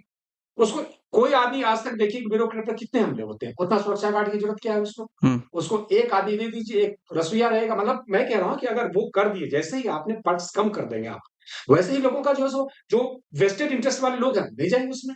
आपको माल चाहिए, माल नहीं मिलेगा। हुँ। तो मैं कह रहा हूँ कि अगर पर्क्स को खत्म करना शुरू करेंगे पॉलिटिक्स में, ब्यूरोक्रेसी में, तो एक बहुत हद तक जो है सो उसमें सुधार हो सकता है। बिल्कुल आप सही कह रहे बहुत हैं और मैं इसमें से कोई दो मत नहीं है मेरा। हुँ, पर्क्स और अकाउंटेबिलिटी दोनों हुँ। साथ-साथ चल रहे हाँ, हैं। अगर आप accountability आप बिल्कुल। पर्क्स कम कर देंगे हुँ। और अकाउंटेबिलिटी फिक्स कर देंगे, हुँ। हुँ, जो गलतियाँ लोग कर रहे हैं, हुँ। उसकी जो है सो आज punitive कुछ एक्शन लोग लेना चाहिए। कुछ लोग रोते हुए कह रहे थे टीवी पे, हुँ। मुझसे कोई गलती ना हो जाए। हुँ, हुँ। हुँ। हाँ, ठीक है, हाँ, तो लोग कह रहे हैं कि मुझसे कोई गलती ना हो। हाँ, यहाँ तो डेली गलतियाँ हो रही हैं। हाँ। किसको सज़ा मिली? कल अभी कल अभी परसों कल परसों मुंबई में एक होर्डिंग गिर गया, हाँ, 15 लोग मर गए, हाँ, सरकार ने 5-5 लाख मुआवज़ा दे दिया। हाँ, तो क्या हमारे जान की कीमत आपकी जान की कीमत 2 लाख 5 लाख रुपए है बस? हाँ, रेलवे का हादसा होता है 2 लाख रुपए दे देती है रेल हाँ, मंत्री। हाँ, हाँ, अकाउंटेबिलिटी कहाँ है? एक हुँ, आदमी को कभी-कभी किसी की नौकरी जाती है, किसी को सज़ा होती है, 2 हुँ, साल 6 महीने की सज़ा होती है। हुँ, क्या वो होर्डिंग अपने आप बहुत प्रकट हो गया था एक दिन रात को? हुँ, क्या कोई दैवीय या आसुरी शक्तियों से प्रकट हो गया था? और इनसे कोई सवाल और नहीं ये पूछे। जो परीक्षा होती है, जो आईएएस की परीक्षा होती है, जो जी, सबसे सबसे जो बड़ी परीक्षा है जी, भारत के मानक के हिसाब से, हाँ, उसमें तो मुझे लगता है कि क्रिएटिविटी की कोई जगह नहीं। और ये मुश्किल काम नहीं है, ये भी बता हाँ, रहा हूँ। ये जो मैं कह रहा हूँ कि जो परीक्षा में सिर्फ क्या करना है, हुँ, आपको परीक्षा में प्रश्न पूछने के तरीके और जब प्रश्न जो पूछे के जवाब उसके जो मूल्यांकन है, उसकी पद्धति बदल देनी है, इसमें कोई बड़ा काम नहीं करना है। तो और ये आराम से जैसे लोग जो है सो अच्छे लोगों को चुन के ले आ सकते तो हैं आप। तो ना नेता में अब रटने क्रिएटिविटी वाले को नहीं ला सकते हैं। हुँ, बिल्कुल सही कह रहे हैं। आप तो समझ रहे हैं? अभी क्या हो रहा है, जो रट के जा रहा है वो परीक्षा पास कर रहा हुँ, है। ऐसे रट्टू माल को जो है सो 1 मिनट में निकल जाएगा। आप उनको सवाल इन को थोड़ा-सा टेढ़ा करके पूछ इतना लीजिए। फ़र्क है कि लोग आ रहे हैं, लोग सेलिब्रेट कर रहे हैं, तो डेमोक्रेसी का ये फ्लॉ है कि इस तरह के अफ़सर, इस तरह के नेता हैं जिनमें कोई क्रिएटिविटी नहीं रह गई है। वो सिर्फ़ लूट-खसोट के लिए जा रहे हैं और कृपया करके मेरे दर्शकों इन्हें सेलिब्रेट करना बंद करिए। सेलिब्रेशन भी एक मुझे लगता है कि एक कॉन्स्पिरेसी का पार्ट है। हुँ, क्यों? हुँ, एक तो अवसर बहुत कम है। हुँ, आप अफ़सर समझ नहीं, रहे हैं? हुँ, अब अपॉर्च्युनिटीज़ लिमिटेड हैं। अपॉर्च्युनिटीज़ नहीं है। हुँ, अब किसी एक रिक्शे वाले का कोई बेटा जो है परीक्षा पास कर गया। हुँ, अब देखिए सारा मीडिया, सारा तंत्र उसको सेलिब्रेट करेगा। हुँ, क्या? सारे रिक्शा वाले इस उम्मीद में कि अब मेरा बेटा भी आईएएस बन जाएगा, रिक्शा हुँ, चलाते रहिए ज़िंदगी हुँ, भर। हुँ, अरे वो इम्पॉसिबल बात थी, वो तो मतलब बाय लक कुछ हो गया होगा। हुँ, इट्स नॉट अ रूल। हुँ। तुम्हारा बच्चा नहीं बन सकता है, और यूपीएससी नहीं कर और सकता है वो। वो वो 800 आप समझ 800 800 हज़ार सीट ही तो हैं। नहीं, 140 करोड़ की ईयर्स जनस ईयर्स आफ्टर ईयर्स मैं कह रहा हूँ, हाँ, ये जो सक्सेस को जिस तरह से हम लोग सेलिब्रेट कर रहे हैं हिंदी ना, मीडियम में हाँ, फ़िल्म बनाते हैं। हाँ, हाँ, हाँ, जब हिंदी मीडियम जो फ़िल्म बनाते हैं ना, जी, 12वीं फ़ेल सॉरी वो 12वीं इस 12वीं तरह की हाँ, बात है कि एक हमने 1.5 अरब की आबादी वाले देश में, एक आदमी कोई सक्सेस कर जा रहा है उस वर्ग से, तो उसको सेलिब्रेट कर रहे हैं, ताकि उन लोगों को मूर्ख बना के रख सके आप। नहीं, तुम्हारी भी बारी आएगी, इंतज़ार करो। इंतज़ार करते-करते लोग मर जाते हैं, नहीं हो पाता है। नहीं, मैं कह रहा हूँ कि अगर आप सेलिब्रेशन ये सही बोल रहे हैं, मैं इससे सहमत हूँ कि अगर सेलिब्रेशन करना बंद कर देंगे हुँ, और मीडिया साकांक्ष रूप से लिखे अगर हुँ, इसी बात को हुँ, कि ये उसके सफल होने की संभावना नगण्य नगण्य नगण्य में भी नगण्य है। हुँ, वो एक बात किसी बाय फ्लूक कोई पास कर जो गया। बिल्कुल डोंट सही डोंट डोंट रिलाई ऑन आपने दैट। जो फिगर 800,000 बोला वो सही है और जो उन्होंने कहा दोनों सही, दोनों को मैं मिला देता हूँ, दर्शकों को क्लियर कर देता हूँ। अगर आप लिस्ट उठा के देख लीजिए जो 800,000 बच्चे बन रहे हैं, जनरली अपर मिडिल क्लास के बच्चे हैं। हुँ, इनके कोई ना कोई पेरेंट ऑलरेडी गवर्नमेंट सिस्टम में हैं 80% के हुँ, या अच्छे पोज़ीशन में हैं, जो अपने बच्चों को वो शिक्षा दे पा रहे हैं। कोई गरीब का बच्चा मुश्किल से मुश्किल बनता है। हुँ। ठीक है? तो इस ये फ़िल्मों के ग्लैमर में मत आइए 12वीं फ़ेल के और एक आदमी बन जा रहा है उसके पीछे लाखों युवा अपनी ज़िंदगी बर्बाद कर रहे हैं। तो इस सिस्टम को सेलिब्रेट मत करिए। और तो इस सिस्टम को सुधार कीजिए। जो अगर कोई तो पॉलिसी मेकर देख रहे हैं इस बात को, तो ये इतनी सी बात मैं कहना चाह रहा हूँ कि आप जो प्रश्न पत्र जो सेट कर रहे हैं और उसका जो मूल्यांकन कर रहे हैं, ये 10 प्राध्यापक, अच्छे प्राध्यापक जो है सो बैठ जाएँगे, तो ये सिस्टम चेंज होगा। बड़ा काम नहीं है। तो मैं अकाउंटेबिलिटी फिक्स करने की बात, हाँ, सिस्टम में सुधार करने की बात है। आज हम सारी बातें तो नहीं कर पाएँगे, हाँ, लेकिन जागरूकता फैलाना बहुत ज़रूरी है कि आप अपने प्रतिनिधि जो कर रहे हैं हाँ, आपका, उनसे बराबर रेगुलर सवाल करिए। हाँ, मैं इनसे थोड़ी देर पहले बोल रहा सिविल सोसाइटी काफ़ी कमज़ोर दिख रही है मुझे हुँ, आज। मैं इस एपिसोड खत्म होने से पहले उसपे भी चर्चा करना थोड़ा चाहूँगा। सिविल सोसाइटी का क्या रोल है और क्या हो गया है आजकल? ना कोई प्रदर्शन करता है और जो प्रदर्शन करता है तो उसको चिन्हित कर दिया जाता है, हुँ, अर्बन नक्सल, एंटी हुँ, नेशनल हुँ, ये वो। प्रदर्शन करने का तरीका गलत हो सकता है। हुँ, वायलेंस कभी-कभी हो जाता है, गलत है कुछ, नहीं होना चाहिए। लेकिन प्रदर्शन तो बिल्कुल ही खत्म कर दिया गया है और सिलेक्टेड लोग ही प्रदर्शन कर चाहे हुँ, कुछ किसान के यूनियन ही कर रहे हैं, बाकी लोग नहीं कर रहे हैं। क्या मुझे प्रदर्शन करने का हक नहीं है या मेरे बारे में कुछ सोचता नहीं है या मैं किससे अपना दर्द बयाँ करूँ? नेता जो मैंने कहा ना कि जो करोड़पति आदमी है, जो जो एक बंगलो में रह रहा है, जिसके 10 एकड़ का फार्म हाउस है, उसे क्या दिक्कत है? लेकिन मैं तो एक छोटे से 1 बीएचके में कहीं रह रहा हूँ, बिजली नहीं आती है और राशन महँगा हो रहा है, तो मैं किसको जाके बोलूँगा इसको? देखिए, मैं बताऊँ आपको आचार्य की जो कॉमन सेंस है ना, मुझे ऐसा लग रहा है, ये फिर मैं बताऊँ कि सब कहीं पढ़ा नहीं, मुझे लगा कि एक कॉमन सेंस जो हमसे पहले की जनरेशन थोड़ा-सा प्रिवेल कर रही थी, हुँ। उस कॉमन सेंस का लोप हो गया आज की तारीख कॉमन सेंस से मैं एक बात को और जोड़ना चाहूँगा कि अ, न्यूज़, इन्फॉर्मेशन, जो हमें इन्फॉर्मेशन मिल रही है, वो भी अभी बहुत डाइल्यूटेड मिल रहा है। शॉर्ट में हम सब कुछ देखना चाह रहे हैं। 30 सेकंड, 40 सेकंड के रील में आप हमको दिखा दीजिए, बता दीजिए। शॉर्ट में आप संक्षेप में हेडलाइन दे दीजिए, 2 लाइन का हेडलाइन होगा, नीचे 4-5 लाइन में वो पूरा न्यूज़ हो जाएगा। तो एक परेशानी कॉमन सेंस की शायद इससे भी है कि हम अगर सोच रहे हैं कि फ़ोन हमारे पास चौबीसों घंटे है, इंटरनेट हमारे पास चौबीसों घंटे है, कोई भी जानकारी is on my finger tips, हम ऐसे खट, खट, खट बटन दबाएँगे और हमारे पास आ जाएगा। तो हमें अब याद रखने की ज़रूरत नहीं है। याद रखने की ज़रूरत नहीं है और ये रास्ता तक याद रखने की ज़रूरत नहीं है क्योंकि गूगल मैप्स हैं। कोई दवाई की दुकान है, कोई अस्पताल है, उसका भी नंबर नहीं याद रखना है। डायरी हम पहले मेंटेन करते थे। आप डायरी पलटते हैं, आप डिक्शनरी पलटते हैं, तो जिस शब्द का मतलब ढूँढ रहे हैं या जिस अपने मित्र का नंबर ढूँढ रहे हैं, उस क्रम में 2 नाम आप और देखते थे, 2 शब्द आप और देखते थे। तो शायद वहाँ से 2-4 चीज़ें आप और ध्यान में आ जाती थीं कि अरे! इनसे बात किए हुए बहुत अरसा हो गया, इनके बात करने के बाद मैं ज़रा इनको भी फ़ोन लगा देता हूँ। तो कॉमन सेंस कम हो रहा है, साथ में टेक्नोलॉजी इस तरीके से हावी हो रही है और हम खुद से सब कुछ दूसरे के ऊपर टेक्नोलॉजी, यहाँ पे तो टेक्नोलॉजी है, उसके ऊपर आश्रित हो गए हैं। ये सब मिल-जुल करके और नेतागण क्या कर रहे हैं कि इश्यू एक तरफ है बेरोज़गारी का, महँगाई का, भ्रष्टाचार का, भ्रष्टाचार का, ट्रांसपोर्टेशन का, आपके हेल्थ केयर का, अस्पतालों का, शिक्षा शिक्षा का, तमाम तरह के ये हैं, सड़कों का, पानी ये पानी का, बिजली का, तमाम तरह के हैं। वुमेन का रिप्रोडक्ट 24 घंटा बिजली 200 यूनिट देश में फ्री कर देंगे। वो सब तो ये मुद्दे अभी तक चल रहे हैं। चल रहे हैं। तो इश्यूज़ ये हैं और दूसरी तरफ डिस्ट्रैक्शंस बहुत हैं। तो आज मुझे चाहिए कि यहाँ पे एक बस का रूट हो अच्छा-सा और मैं यहाँ से अगर मुझे रेलवे स्टेशन जाना पड़े, मुझे हवाई अड्डे जाना पड़े, मुझे बस अड्डे जाना पड़े, तो मैं बहुत सुचारू रूप से बैठूँ, आधे घंटे, 40 मिनट, 1 घंटा जितनी दूरी पे हूँ, वहाँ पे मैं चला जाऊँ। डिस्ट्रैक्शंस चल रहे हैं, इश्यूज़ पे बात नहीं हो रही है।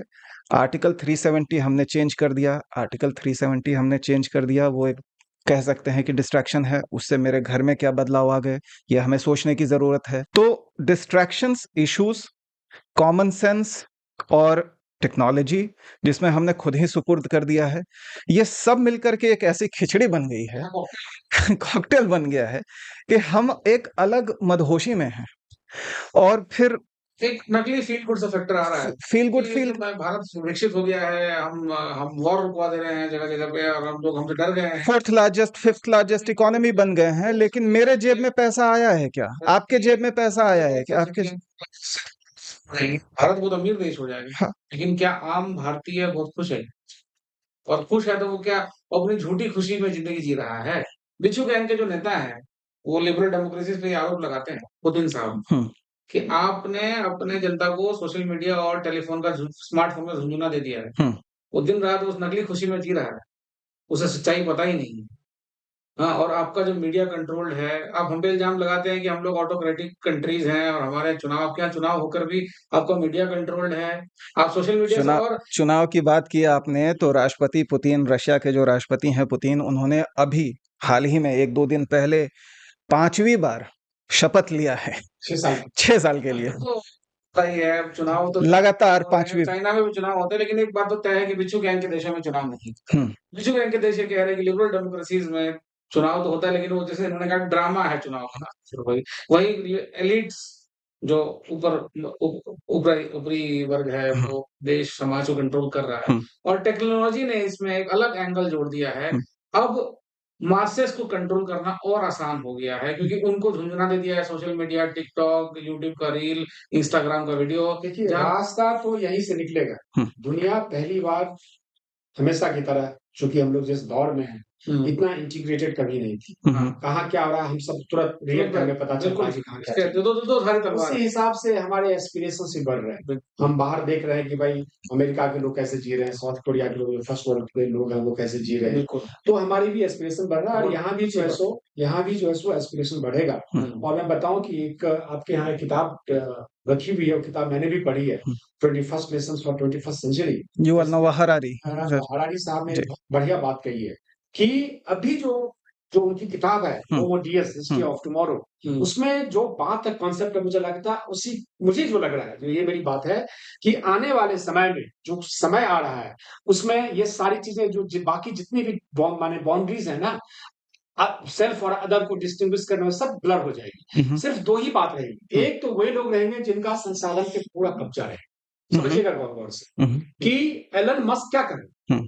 एलन मस्क कह रहा है कि let us go to the Mars, मंगल ग्रह पे, जबकि पृथ्वी को मार्स बनाने के चक्कर में पृथ्वी इतना इनहेबिटेबल हो जाएगी कि यहाँ पे गरीब लोग नहीं रह पाए। 5 किलो अनाज के चक्कर में जो लोग हैं उन लोगों को मैं खास बात से कह रहा हूँ कि आपके बच्चे आने वाले दिन में 20 साल बाद जो है सर्वाइव कर नहीं पाएंगे, क्योंकि पृथ्वी पर ऐसी गर्मी बढ़ेगी, इतनी ठंड बढ़ेगी, ऐसी आंधी आएगी, ऐसा तूफान, ऐसी बरसात आएगी कि आपके पास में जब तक उसको लड़ने के लिए स्पेशल सुविधा ना हो तब तक आप उससे बच नहीं पाएंगे। और आपके पास वो सुविधा नहीं, वो सुविधा कुछ लोगों के पास में एक तो ये युval नोआ हरारी बोल रहे हैं अपनी किताब में, वो कह रहे हैं, यही कह रहे हैं कि ये कि कुछ लोग जो है सो बाकी लोग इरिलेवेंट हो जाएंगे, उनके पास कुछ काम ही नहीं होगा। अरे सब कुछ जो हो रहा है, और कुछ लोग इतने सशक्त हो जाएंगे, उनको जो आप देखिए अभी आज ही मैंने पढ़ा अखबार में और आजकल में कभी पढ़ा है कि अभी जो है सो इसको बोलते हैं कि दूसरे एनिमल का जो है सो ऑर्गन आपको जो है सो जेनो प्लांटेशन बोलते हैं,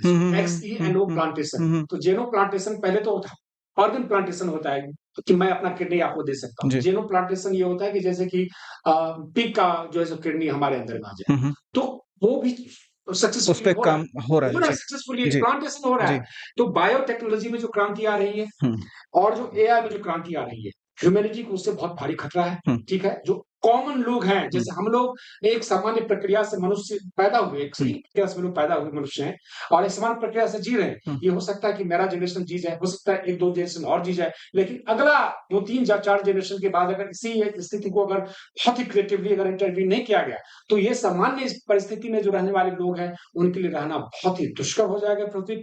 और कुछ लोग जो हर चीज से लैस हो जाएंगे, वो लोग जो है सो मार्स पे भी जा सकते हैं। बहुत भारी पता चला कि पृथ्वी पे, मैं बता रहा एग्जाम्पल, आज की तारीख में पृथ्वी पे एक मनुष्य को बर्दाश्त करने की क्षमता क्या है तापमान की, ये आप जो है -30 डिग्री सेल्सियस से लेकर के 50 डिग्री सेल्सियस तक आप रह सकते हैं। मान लीजिए और संभव है 20 साल में पता चला कि पृथ्वी का टेम्परेचर 15 दिन के लिए जो 100 डिग्री हो रहा है। कहाँ जाएगा 100 डिग्री में लोग? आप रह पाइएगा, हम रह पाएंगे? मैं कह रहा हूँ कि पृथ्वी उस तरह बढ़ रही है, इसके बिल्कुल इसके लिए जो है कॉमन, मैं कह रहा हूँ कि कॉमन चिंता का विषय होना चाहिए। पृथ्वी पर के जितने लोग हैं वो सोचिए कि आप रह रहे ठीक है, आपके बच्चे रह रहे ठीक है, लेकिन आने वाला समय जो है वह समय जो है सो आप अपने बच्चे का लेकिन ये तो अगर हम नेता ढंग के नहीं चुनेंगे तो इन समस्याओं से कौन लड़ेगा? ये जो भविष्य की समस्याएं हैं और आज की समस्याएं हैं, इस वक्त कहीं ना कहीं आपस में मिली हुई है। हमने अपने पिछले एपिसोड्स में बात किया आचार्य, टेक्नोलॉजी का थ्रेट, चाहे वो कोई कम्युनिटी विशेष है, चाहे वो धार्मिक उन्माद बढ़ाने के लिए हो, टेक्नोलॉजी का यूज हो रहा है आज की डेट में। इन्होंने कहा कि प्रॉब्लम यहाँ पर है तो सोल्यूशन भी यही मिलेगा। हम भी यूट्यूब पर ही हैं, हम सोशल मीडिया पर ही हैं, हम सोल्यूशन तलाश करने की बात कर रहे हैं, लेकिन majority of Janata problem create कर रही है और करवाना चाह रही है। तो आज अगर हमें 5 किलो अनाज मिल जा रहा है, 10 किलो ये मिल जा रहा है, या जाति के नाम पे नौकरी मिल जा रही है, या बस का टिकट महिलाओं के लिए फ्री हो जा रहा है, तो ये उसी तरीके का एक दो छोटा मोटा प्रलोभन है। मैं अपनी बात कंप्लीट कर लेता हूँ सर।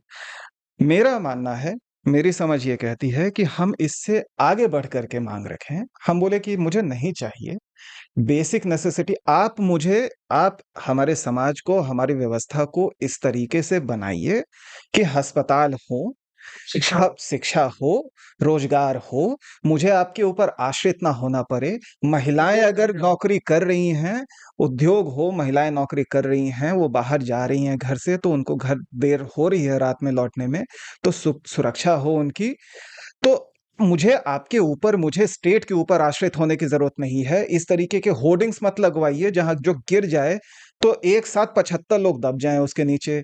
रेलवे के ट्रैक्स ठीक करवाइए, रोड्स ठीक करवाइए, गड्ढे भरवाइए, हाईवेज पे एक्सप्रेसवे खोल दीजिएगा तो दिल्ली और मेरठ कितने लोग उस एक्सप्रेसवे से जा रहे हैं, दिल्ली शहर के भीतर कितने गड्ढे हैं, यहाँ के सड़कों में कितने गड्ढे हैं। आपने आपने दरभंगा की बात करी, श्योर कि वहां पे भी गड्ढे होंगे। सड़कों पे अतिक्रमण है, 4 लेन की सड़क है वो घट करके 2 लेन पे आ गई। तो मेरा कहना है कि आप ये सब चीजें दुरुस्त कीजिए, वही बाकी हम अपना देख लेंगे। नहीं, देखिए, मैं बता रहा हूँ कि जो स्टेट का जो काम है, चाहे किसी भी समय में हो, जी, प्राचीन समय से ले लीजिए जी। और हरिश्चंद्र के समय से लेकर के और अभी तक का समय ले लीजिए। स्टेट का काम है कि जब हम अपनी आज़ादी थोड़ी सौंप रहे हैं आपको, हुँ, ठीक है, बहुत सारे नियम कानून आप लगाते हैं, मुझे इस हिसाब से चलना पड़ रहा है, तो आप स्टेट का भी काम है कि हमें हमारी देखभाल करें, वेलफेयर देखें हम जो लोग। वेलफेयर हमारा देखें। हाँ, अब इसी में देखना पड़ेगा कि भई जैसे इन्होंने जिस बात को लेकर के वेहेमेंटली अपोज़ किया शुक्राचार्य जी ने, कि भई कोई पार्टी तो कह रही है कि जो है वेल्थ डिस्ट्रीब्यूट, मैं कह रहा हूँ कि पार्टी कहीं न कहीं अलग बात हुँ, है। लेकिन आपको कहीं न कहीं चेक एंड बैलेंस तो करना पड़ेगा कि भाई इस देश का जो समंदर है, इस देश की जो नदियाँ हैं, हुँ। इस देश के मिट्टी के अंदर के जो खनिज है, इस देश की जो हवा है, इस देश के जो पहाड़ हैं, जंगल हैं, उस पे किसका स्वामित्व होगा? उसमें किसकी कितनी हिस्सेदारी होगी? ये तो आपको तय करना पड़ेगा। ऐसा तो नहीं होगा कि आप चंद लोगों को दे देंगे सब कुछ और फिर हमें किराएदार बना देंगे हमारी ज़मीन पे। नहीं, नहीं, ये तो नहीं चलेगा। मैं ये नहीं, कह नहीं। नहीं था। मैं ये हाँ, कह रहा था कि जो लोग ये वादे कर रहे हैं, वो खुद बेईमान हैं और वो खुद उन्हीं लोगों में वही मैं शामिल कह रहा हूँ। हैं, नहीं, जो मैं चंद लोगों में से हैं। ठीक है, हाँ। मैं ये कह रहा हूँ कि ये जो रीडिस्ट्रीब्यूशन ना कहिए, अब ये मत कहिए कि आप पैसा दे देंगे उसे। लेकिन ये रीडिस्ट्रीब्यूशन का तो एक सिस्टम डिबेट आना चाहिए मेरे ख्याल से, मुझे लग रहा है। हुँ, ये मेरा व्यक्तिगत विचार है कि ये बात तो बहुत ही, हालाँकि जो विपक्षी पार्टियाँ वो भी अभी तक फ्रंट नहीं देखिए, फोर फ्रंट पे आकर नहीं बात कर रही हुँ, है। हुँ, लेकिन मुझे लग रहा है कि ये एक सही समय हो सकता ना हो, अगले चुनाव में हो, हुँ। लेकिन ये बात तो आज न कल निकल के आएगी कि ये तो राष्ट्रीय संसाधन पे किसका कितना अधिकार है और उससे जो मसाला माल कमा रहा है वो समाज पे कितना खर्च हो रहा है। सोशल एक्सपेंडिचर गवर्नमेंट का क्या है, इस पे बात होगी, आज न हो कल हो। मैं और सोश उन्होंने प्लीज कहा मैं सरकार ने आपसे छापेगी। 2000% सहमत हूँ सर। क्यों? क्योंकि आपने जो बात बोली मेरे दिल को छू गई कि मैं किराएदार ही तो हूँ। हुँ, ये रेंट सीकर्स का देश बन गया है, जो रेंट एक्सट्रैक्ट करते हैं लोगों से कि किराया लेंगे घर का, किराया लेंगे बस का, किराया लेंगे ट्रेन का, किराया लेंगे एक्सप्रेसवे के टोल का। अब किराया किराया भर-भर के लेंगे मर गए हैं। किराया लेंगे टिकट कैंसल करवाने का। हाँ, किराया भर-भर के हम मर 48 चुके हैं। घंटा पहले करवाए तब भी, हाँ, 60% टैक्स देकर भी मैं किराया भर और रहा हूँ। आपका टिकट कंफर्म नहीं हुआ तब भी कर पैसा वापस आया, तब भी कट के आ रहा है, जो कि कभी नहीं होता था। हाँ, मतलब मैंने टिकट बुक करवाया है, आपने कहा कि आप मुझे देंगे, अच्छा है तो आप रिजर्वेशन नहीं करवाए हमारा, हुँ, ना लीजिए पैसा। हुँ, हुँ, आप पैसा मुझे रिसीट नहीं दे रहे, मुझे वापस कर रहे, कैंसिल कर दे, टिकट मेरा पैसा काट जो रहे। कॉन्सेप्ट है तो मैं कह रहा हूँ कि ये जो है ना, वही मैं कह जो हम कॉन्सेप्ट कोई भी पार्टी अगर ये कह रही है जी, कि नहीं ये डिस्ट्रीब्यूशन की बात हो, हाँ, या उसने कहा नहीं है, हाँ, लेकिन उसपे जो आरोप लग रहा है, तो मुझे लग रहा है अच्छा आरोप लग रहा हाँ, है। डिस्ट्रीब्यूशन की बात होनी चाहिए, अभी हाई टाइम है कि भाई आपने कितना कमाया। हाँ, जामनगर का पूरा हवा आपने प्रदूषित कर दिया। हाँ। वहां के जो लोग हैं बहुत बेवकूफ है कि कैंसर से मर जाए, क्यों मर जाए कैंसर से भाई? तो उसका कैंसर का अस्पताल बनाइए आप, फिर 10 ठो वहां पे आसपास में कम से कम फ्री में इलाज कीजिए, अगर आप इतना पानी को और उसको नहीं, वो प्रदूषित कर सब तो रहे नहीं करेंगे। हैं। मैं कह रहा हूँ वो कि पार्टी को चमका आपको देंगे और आपको फिर यू से हैव और टू थिंक इंडस्ट्री रेडिकली करेंगे। देन, यू हैव टू आप ठीक है, आप किसी को अलाउ कर रहे हैं कि बर्बाद कर दे सब इकोलॉजी को, तो ठीक है, उसको रिपेयर करने की भी जवाबदेही है। रिहैबिलिटेट करने के लिए सॉरी, उसको मतलब मैं कह रहा हूँ कि ये जी, रेडिकल है, हालांकि मैं कह रहा हूँ कि ये सब बहुत बुरी लगेगी मित्रों, नहीं, नहीं, ये कोई सारे लोग। रेडिकल बात नहीं है, मैं आपसे बिल्कुल सहमत हूँ, हुँ, लेकिन हमारे आपके सिर्फ सोचने से नहीं होगा। नहीं, बात लेकिन बात करनी बात हाँ, बात मैं थोड़ा-सा बात ये इस है कि इस आपने कहा कि आपके मन में क्या है ये मैं नहीं कह सकता हूँ। आप एक बार मुझे धोखा दे सकते हैं। यहाँ तो धोखेबाज लोग हैं जो कई बार धोखा देके ये बातें फिर से कर रहे हैं। तो धोखेबाजों की दुनिया है ये तो। तो अभी तत्काल में जो हमारे पास जो सिस्टम है और हुँ, हमारे पास जो तरीके हैं, या तो प्रोटेस्ट करने के, या अपना प्रतिनिधि चुनने का, हुँ। या अपने अपने सामाजिक आर्थिक रूप से आगे विकास बढ़ने का, विकास विकास करने का, उसी में हमें रह कर के करना पड़ेगा। इसमें बदलाव की बेहद ज़रूरत है, और बदलाव की शुरुआत आपसे और हमसे ही होगी। हम अगर किसी महामानव से अपेक्षा रखें कि वो आकर के बदलाव कर देंगे, तो हमने पिछले कई दशकों में देखा है बहुत से ऐसे महामानव आए, जिन्होंने बड़े-बड़े वायदे किए। कुछ कहीं-कहीं पे थोड़ा-मोड़ा हमें नंबर यूँ खत्म हो गया। कोई नंबर आपको आगे नहीं बताया, और और इस क्रांति के बाद में एम्परर बन गए। पुराने ज़माने में ऐसा हुआ ना, नेपोलियन की बात की। हाँ। तो ऐसा फिर से ना हो कि वो क्रांति की बात करके हमारा एम्परर हमारा तानाशाह बन जाए। तो बिल्कुल वही मैं कह रहा हूँ कि हाँ, आपने सही कहा कि हमें ही अपना रास्ता चुनना होगा हाँ। और बढ़ना होगा। इसीलिए जनता अवेयर हो जाए। जो बातचीत हम लोग कर रहे हैं, जी, इसी तरह की बातचीत और जगह हो जी, और लोग जो है सो विचार करें। जी। सीधे बिना विचार किए तो वोट ही मत डालिए, सबसे पहले तो ये कीजिए। और आप जिसको वोट डाल रहे हैं उसके बारे में 50 जगह चर्चा कीजिए, मैं उसको वोट डाल ये जो लोग कहते हैं ना कि गुप्त मतदान है, हुँ, अरे मतदान तो गुप्त है, लेकिन मतदान के बारे में चर्चा गुप्त मत कीजिए आप। हुँ, हुँ, अपने मन की बात मत रखिए, हुँ, आप जाके लोगों से बात कीजिए, मैं अमुक पार्टी को वोट देने की सोच रहा हूँ। वो जो 50 बातें कहे उसको सुनिए, हुँ, क्योंकि अभी मैं बताऊँ एक छोटा-सा इसमें जोड़ दे रहा हूँ कि अभी हम लोग कुछ स्टडी कर रहे थे कि क्या है, तो उसमें 20% जो सिर्फ लोग हैं, वो स्विंग करते हैं 100 में हुँ, हुँ। और बाकी लोगों का फिक्स है जात, धर्म, फलाना-फलाना पार्टी लेवल जी, पे सबका जी, फिक्स है। जी। 20% लोग फिर भी स्विंग करते हैं। और आज वही उस कांग्रेस को डिसाइड करता है और वही सरकार। डिसाइड और करता वही है। डिसाइड तो करता मैं है। कह रहा हूँ वो जो 20% लोग हैं वो थोड़ा बड़ी आबादी बढ़े। वो 20% जो सो आज जो ये जो कैडर बेस्ड पार्टी है, बहुत खतरनाक है। हुँ, कैडर बेस्ड मत बनिए, किसी पार्टी का कैडर मत बनिए आप। मैं अगर मेरी अपील मान रहे हैं, आप किसी भी पार्टी को वोट देना चाह रहे हैं, अपने मित्रों से बात कीजिए, अपनी पत्नी से बात कीजिए, अपने भाई से बात कीजिए, अपने दुश्मन से बात कीजिए कि मैं उसको बोलने जा रहा हूँ। हो सकता है कि आपकी बात छन के निकल के आपका मन बदल जाए और तब जो मन बदलेगा वही सही कैंडिडेट होगा जिसको आप कम से कम पार्टी का मैनिफेस्टो तो पढ़िए सारी पार्टी का, बिल्कुल, कि वो कौन-कौन से वादे कर रहे हैं और उन वादों में क्या गहराई है, क्या सच्चाई है। बिल्कुल। हाँ, अगर आपको यही नहीं पता कि आपकी पार्टी क्या वादे कर रही है और क्या वादे पूरे कर चुकी है और क्या वादे पूरे करने वाली है, हुँ, तो हुँ। आप कैसे डिसाइड कर लेंगे? आप लेकिन वादों पे भी तो ये है कि डिस्ट्रैक्शन अलग है, बड़े ऊपर के चीज़ें दिखा डिस्कशन कर के और नीचे कुछ और हो रहा है। गौतम सर का ये तो कहना है कि आप खुद से विवेक लाइए ना। जनता से मेरा यही चर्चा गुज़ारिश है, कीजिए, चर्चा करिए ना। चर्चा कीजिए। आप डिस्ट्रैक्शन से हटिए ना। एक 15 दिन 10 मैं दिन मैं उसमें एक अंतिम बात ये जोड़ना चाहूँगा कि ऐसा नहीं है कि अगर आपने वोट दिया किसी कैंडिडेट को और वो हार गया, तो आपका वोट वेस्ट हो गया, वेस्ट नहीं होता है। आपका अपना मत था, आपका अधिकार था, आपने उसको दिया, वो नहीं बिल्कुल, जीता वो अलग बात है। बिल्कुल। किसी भी समाज में मंथन ज़रूरी है और मंथन के लिए हमेशा 2 तरफ के लोग चाहिए होते हैं। उधर से और इधर से दोनों तरफ से जब खिंचाव होगा, तभी मंथन हो सकता है, उसके बगैर मंथन होने की गुंजाइश बिल्कुल नहीं है।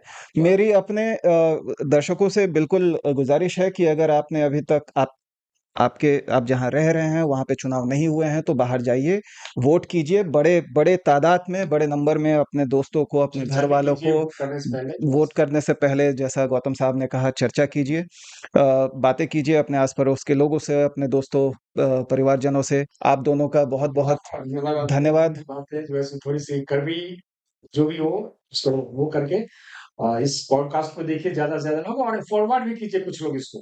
ताकि आप अगर देख रहे हैं आपको पसंद आ रहा है, नहीं आ रहा तब भी जो है सो कम से कम फॉरवर्ड करने में कुछ नहीं लगता है। आप अपने व्हाट्सएप ग्रुप पे जाइए, व्हाट्सएप ग्रुप पे इसको 10-20 जगह डाल दीजिए और ये नए लोग हैं, अच्छा काम कर रहे हैं, खुल के बातचीत हो रही है और आपको लगता है अगर आपके पास में ये आप बल्कि अपील जारी कीजिए कि अगर आपको लगता है कि आप भी फीचर कर सकते हैं हमारे पॉडकास्ट में कुछ बढ़िया बात है तो आप तो हाँ, बिल्कुल हम तो बिल्कुल देखते हैं कि हम मैं इसमें कुछ जोड़ना चाहूँगा हाँ, आचार्य बृहस्पति और गौतम जी, कि हमारे दर्शक अच्छे से कमेंट लिख रहे हैं। मैं हाँ, चाहता हूँ सुझाव देते रहें बिल्कुल। और आप अगर आना चाहें पॉडकास्ट में कुछ रखना चाहें, कुछ विचार आप नए टॉपिक सजेस्ट करना चाहें, तो कृपया करके आप प्लीज़ लिखें हमें। हमें और वो जो कमेंट लिख रहे हैं और जो सुझाव दे रहे हैं, हम उस पे काम भी कर रहे हैं। हाँ, बिल्कुल हम काम कर रहे हैं उसपे, ऐसा नहीं कि हम उसको देख नहीं रहे हैं। हमें बहुत खुशी हो रही है कि हमारे दर्शक हमारे हमारे साथ जुड़ने की कोशिश कर रहे हैं, अपनी बातों को आगे रख रहे हैं और इसी तरह से हम आपके ही मुद्दों पे बात करेंगे, क्योंकि हम आप हैं, आप हम हैं।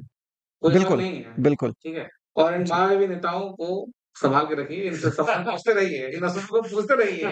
ये मेरे शिष्य हैं तो ज़्यादा ट्रेंड हो गए हैं। समुद्र मंथन से जुड़ने के लिए हमें अपना प्यार अपना सहयोग देने के लिए बहुत-बहुत शुक्रिया। मिलते हैं आपसे अपने अगले एपिसोड में, तब तक के लिए शुक्रिया, नमस्कार।